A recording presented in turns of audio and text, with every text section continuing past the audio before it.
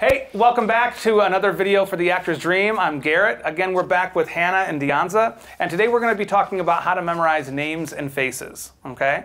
So a couple things to think about when you're memorizing names and faces. First of all, right, just think to yourself, when in your own life, right, that someone has remembered your name, right? It feels good, right? It feels good, and also it makes it feel like you're important, right? It makes you feel seen.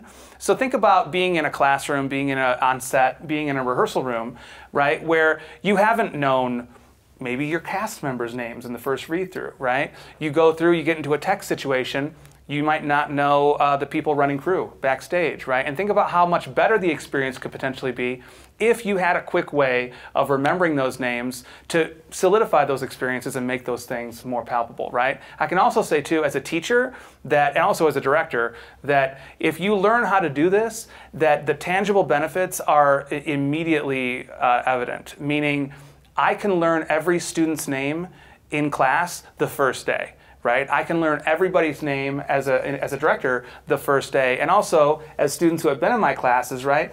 That matters, right? Because how many times have you been in a classroom situation where halfway through the semester or by the end of the semester, your teacher is still saying, "Hey, you," or "Hey, man," right?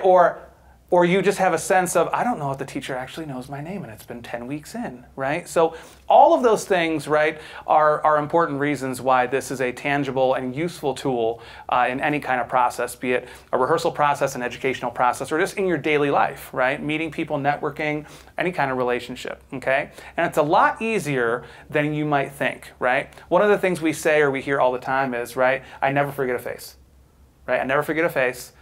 But it's the name that escapes you, right? And one of the things that points to is the visual nature of how we remember, right? If you remember in those first few videos when we talked about linking, loci, memory palace, all those other things in the mnemonic kind of realm, imagery is one of the things that helps us remember those things, right? And actually we're just going to adapt one process that we already know to learn how to remember our names and faces, right? And as a reminder, before we jump into this, all of the exercises in this video are going to be in the documents section below this video. So if you want to follow along, all of these things, including the flashcards with the faces, are going to be on there for you to work on, okay? So one thing to remember, right, when we were talking about loci and memory palace, right? Linking, we were connecting an image to an image, right? For loci and memory palace, we were connecting an image to a what? Place. A place, right? Location, right? Mm-hmm. So all we're going to do with names and faces is that we're going to change the location, right? So for memory palace and loci, right, it was a room, and it was furniture, and it was those kind of things, right? But if you think about it and just blow that out, it can be any location, right? You can memorize something and attach it to your body parts, or to your car dashboard, or to your neighborhood and houses, right? I've known people who have done subway stops, like a subway map, and they know the order in the New York City transit system, or a golf course. It's, you know, hole 1, hole 2, hole 3, hole 4. So you can use anything as long as there's a logical sequence, right? So for names and faces, all we're going to do is we're going to take an image and we're going to connect it to a location on the face. So that means you have to be very present when you're meeting someone, right? So we're going to work on a couple things. One is turning a person's name into an image, which is the first step, right? The second step is finding a location to place it, okay? So I'll give you an example, and we'll work on us three right now, and then we'll work on these examples in the exercise, okay? So for example, if I said, "Hi, my name's Garrett," right? Now, think about, and great things to go to is, do you have an immediate association? Meaning you might know someone named Garrett. Your dad might be named Garrett. You might have a cousin or a sister or a brother, right? There might be a celebrity with that same name. Any association that comes to mind, right? First thought, best thought, that's going to be the strongest thing. The other thing that you can think about are substitutions, similar to what we talked about when we were learning those lists, right? So things like knave, right, turned into maybe knife, or rhyme, slave, cave, right? So just off the top of your head, when you hear Garrett, what things, and it could be associations, it could be keywords or substituting or similar sounding words, or rhyme. What are the things just that come right off the top of your head? Ferret. Ferret. Carrot. Great. All nicknames from school, by the way, from elementary school. Thank you. Anything else? Ferret, carrot. Parrot, right? Another nickname. Right, but those are three tangible things that you could create an image out of, right? Now, when you meet me, or when you're looking at me, what's the first feature? And again, this is important too, right? Because someone could be wearing makeup, and in the moment, that might be the first thing. It might be like really heavy makeup, or it might be really, really specific, and that's what draws you. But you know that if you meet that person a second time, they might not be wearing that. So it's not necessarily reliable. So what we're wanting is a feature that's relatively reliable, but at the end of the day, it's whatever works. So for me, if you're meeting me, what physical feature on my face is or my head is the first thing you see? Your hair. Hair. Okay, so curly hair. So what images, and again, we put those two things together, right? So how do you place that image on the location, and how can they relate? So if you think about a ferret and hair, what could you imagine? And seeing it right now, like what could you imagine that would be memorable for me? Can you imagine? Literally just a ferret with your hair.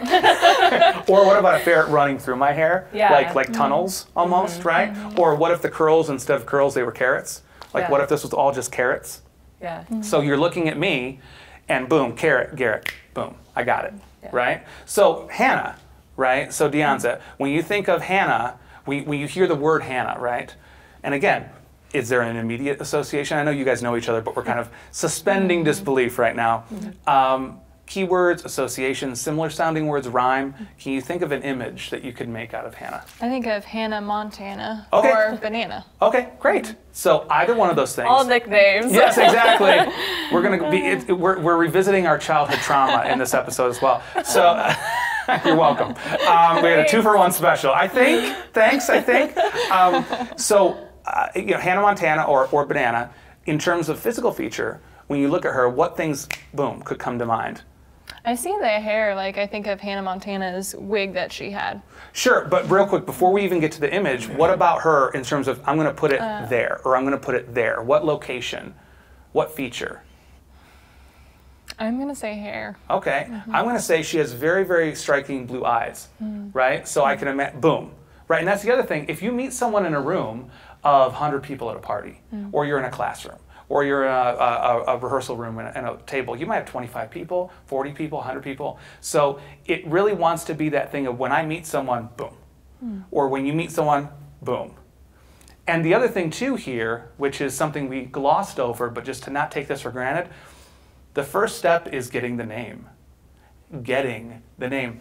And even before that, it's caring about getting the name, right? And right, this is not condescending. We all go through this, right? We meet people at a party, or we meet someone new. We're already most times, oh hi, nice, yeah. You never got the name. Like you never got it. I do it, we all do it, right?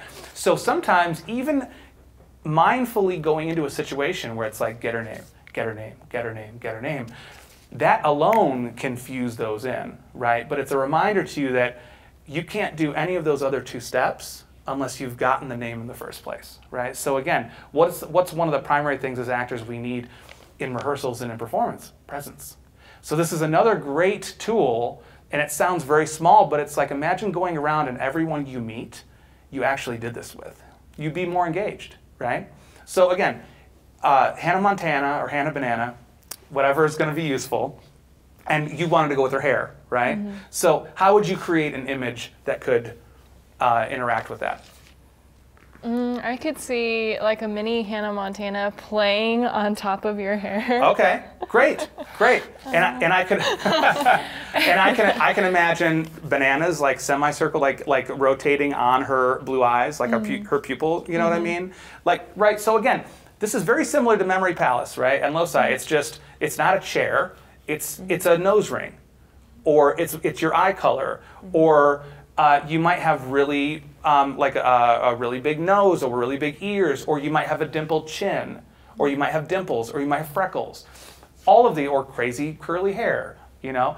All of those things are going to be the hook where you hang and where you connect that image. So for Deonza Hanza, this is revenge time, okay? No, I'm just kidding. So again, just one thing at a time, the name, right? Immediate association, similar keyword, rhyme, anything that you can make an image out of. My name was easy. This isn't fair. Right. I always think of I mean, I don't know if this is cheating, but I always think if Deonza says, "Oh, it's like Beyonce," but Well, not. no, but that's a similar sounding thing, right? Yeah. I will say too, something that struck me just as I asked the question was Dion, like even just taking part of the name, right? Well, when I was growing up, one of the most famous athletes was a guy named Deion Sanders. He played 2 sports, okay? Or neon. Yeah. Right? So if you even think of neons like something glowing, something, right? That could be useful too. But whatever's useful. And then in terms of a feature, what is the first thing that you would go to? Oh man, you're just so beautiful, babe. You got lost in her face. I know. I'd say I'd go for the bangs. All Yeah, right. the fringe. Okay. Great. I would say right now, she has like her lip color to me is striking in terms of everything else right now. So that like pops out, right? Yeah. But the bangs too, especially because we know her and we know she hasn't always had bangs, Yeah. right? So Yeah. that's something striking too. Again, whatever works, okay? How would you connect whatever image you would create with her bangs? That's a tricky one.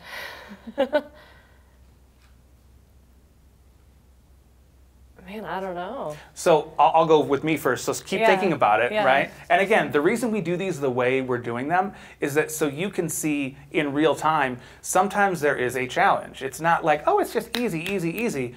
We have to problem solve, right? So I can say from my perspective, right? For me, neon, I imagine her bangs just all neon glow sticks, Yeah. right? And that's super, it's a very strong, palpable thing. And you also see now too, even if it's not your image, but just in terms of the exercise, where you look at her, you already have identified bangs. So it's like neon, Yeah. where it already pulls Yeah. you in and is already suggesting that like there's already an association by looking at her. Yeah. Whereas if you don't get the name in the first place, you're looking at someone across the room where you come back to them and you're already, I don't know her name. What was her name again? What was her name again? You've already connected something there. Yeah. Right? Yeah. So even in the midst of this, right, we're going to find names, and this is also true with names that are more European and westernized and more ethnically centric names, right? Whether that's in the Asian community, the African American community, the Black community, all across the board, right? Whatever community that you hail from, right, you're also going to have much more of an immediate impulse in that category. Or it's not a surprise, right? But if I get something, like for example, I have a friend who's Romanian, and her name is Agnieszka. I would have a very hard time creating a name just off the bat there, right? But if I met someone named John, it's like, boom, right? So knowing the challenges, not like there's a one-size-fits-all challenge, but knowing your own strengths and weaknesses when it comes to this, like any other skill, means that you can be proactive, right? So for example, and you'll see this in the documents section, I've given you a template for you to start building, that the beauty of this is as you meet people, you can start compiling a database, right? And it sounds strange, but it's again, every Deonza I meet from now on can be that image, right? You can associate or assign essentially a symbol for this name, this name, this name. So that means the more people you meet with that name, that the easier it's going to be just to put it there. Boom, boom, boom, boom. So that's why if you see people on late night talk shows, or they used to do it much more when I was a kid, but you would get these memory geniuses who could memorize the entire audience's name, right? And they just go boom, boom, boom. Well, that's how they do it, right? But they just practiced enough that they do that, okay? So what we're going to do, speaking of practice, brilliant segue, thank you, is that we're going to do the exercises here. And what we have here is just a series of faces, okay? And you're assigned the name, and you're just going to do the same thing that they're going to do. You can follow along. They're going to get their name, and then you're just going to assign, looking at this, what's the first immediate physical feature that you see? How are you going to change that name into something, into an image? And how are you going to connect those things? And then we'll shift around the order of them, and then we'll drill these, okay? So before we pause for a moment and let you get prepared for that, and then we'll come back and show and tell, we're going to work through the first few together, okay? So, for example, if I showed you, and this is the first face right here. If I showed you her, what would be the first physical feature, right? The dominant or the thing that draws your eye? Her eyes. I'd say her smile. Her smile. Okay, great. And that could be her teeth, right? Her anything. Okay, great. So if I said that her name was Angela, what image could you think of with Angela? I think of halos around her eyes. How is that connected to Angela? Angel. Great. Okay, great. See, I wouldn't have even gone there to Angel, but that's great. That wasn't obvious to me, but it was very obvious to her, right? So great. What about you? I was thinking along the lines of Angel as well. Just kind of like a glow in her teeth. Great. Yeah. Great, great, great. The other thing too, and I'll be curious, right? We encountered this in earlier videos where, do you remember straw and hay, right? And we needed the literal image. So for you, just being proactive, is a glow gonna automatically bring the angel, or do you need a literal angel somehow involved in that after working on 8 or 10 of these? Yeah. So think about that, right? And when we come back, we'll find out, right? How would those things? You said that her teeth or her mouth could glow, and Deonza, remind me, you said the angel around her eyes. The halos. The halos around the eyes. Great. So let's go to the next one. Okay. So here is a gentleman, right? This is this one. And what's the first feature that pops out for you? His nose. Okay. What about you? Oh, there's so many features. Strangely enough, it's like the crease in his forehead. Okay, great. Or the vein or whatever that is, right? Okay, great. And again, you don't have to know why. You just have to know, when I see this, boom, that's the first thing. Because when you meet someone, if you come back to them, whether it's 5 minutes or half an hour later, that is very likely going to be the first thing that you notice again, okay? So if I said that his name was Keith, what image could you create? Don't jump to what you would connect it to, right? Or how you would connect it, but just the image. What image could Keith be? And again, association, celebrity, people you know named Keith, similar sounding word, rhyme. I think of wreath. Wreath, okay. If we're going rhyme, it could be teeth, wreath, right? Yeah, I was thinking of teeth, and I'm like, Okay, yeah. But this is the other thing too. Once you've assigned these and once you practice them enough, and then if you do have a spreadsheet, you can drill those. I mean, I'll be honest, especially at the beginning of semesters, I'll go back and drill, 10, 15 minutes, a few days before my first classes. So when I meet my students, I'm ready to go. You know what I mean? It doesn't take a lot of time. So if you were going to have those images, how would you connect them to the locations that you selected? I think if I stuck with mine, I would actually move it up to the forehead crease. Okay. Like a wreath, like a traditional Swedish wreath or something like that at Christmas. Okay, great. I just kind of picture like teeth like clamping on his forehead, and that forms like the crease. Yes, great. and we remember, if you remember, right, all the image work before, if it's weird, it could be wrong, it could be dirty, it could be, I can't explain this, but this is the image I have, you're going to remember it, right? So that's great. So, okay, we've gotten a head start. You got the fundamentals, right? We've worked through the first few. We're going to put a pause here. They're going to work through the rest of these cards. And again, those are in the document section. You do the same, and we'll see you back shortly.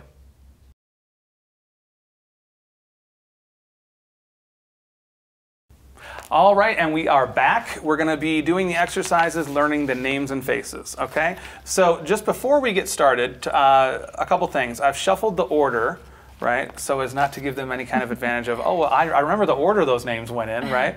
And the other thing, too, is they went through, took about 5 minutes or so, just solidifying those things, but they haven't drilled these and gotten feedback. So once again, the point of this is, you're going to learn and see this in real time. So if they make a mistake, as in all the other videos, we're going to use that as a learning experience and figure out what things didn't happen and how to correct those things in order to move forward. Okay? So I'm going to just go one at a time, and we'll go with Hannah first, and then Deonza, and then we'll see how they do. Okay? So Lynn.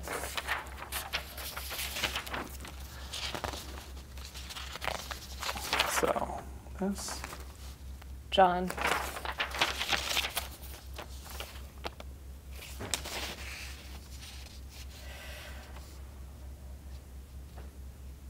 Oh goodness. What was the location?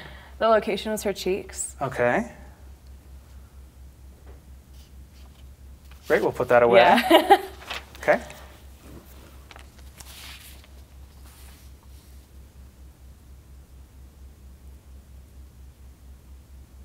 Oh goodness. Okay. Yeah, sorry. No, that's good. Don't apply. This is the point of this, right?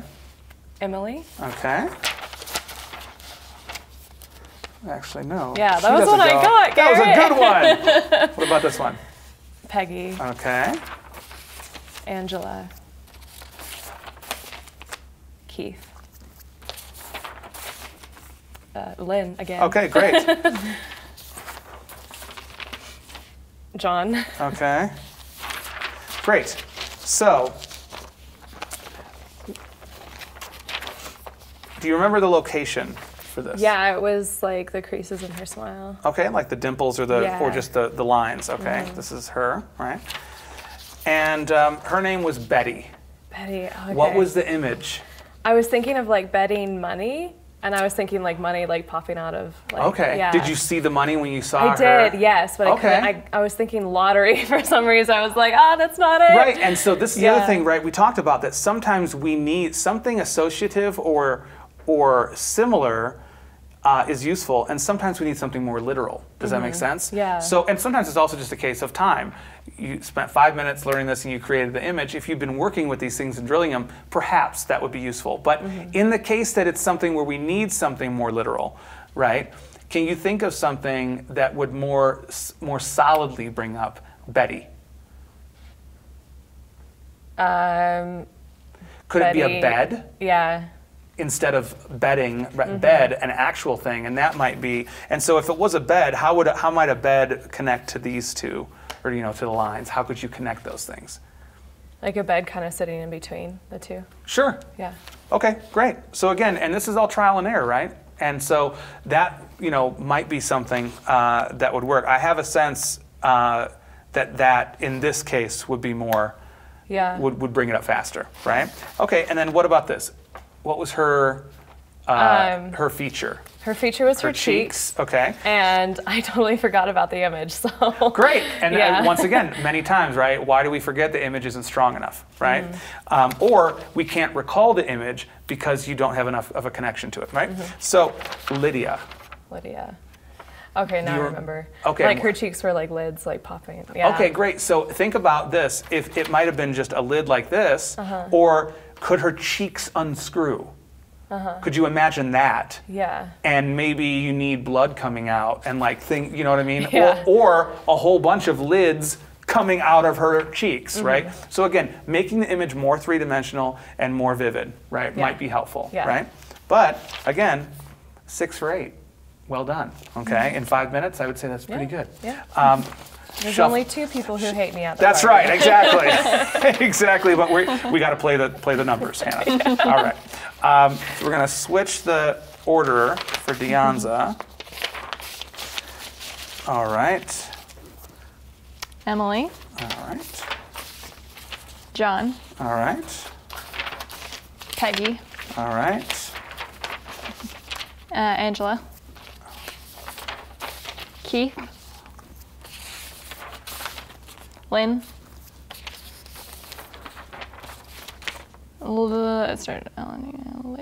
Lydia. Great.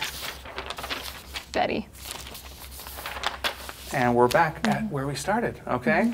Great. So once again, a couple things just to solidify and summarize as we close this video on names and faces. One, again, remember how important the simple act of remembering someone's name is, right? I can tell you, again, as a teacher and a director, that not only knowing how to do this, but caring enough to do this has an unbelievable effect on how other people view you, right? And I'm not saying that in some sort of manipulative or strategic way, but if you're looking for a way to instantly connect on one level with your students, with your cast, with your design team, you go into a tech, imagine if you were able to know every draper, every carpenter, every rigger, every electrician, right?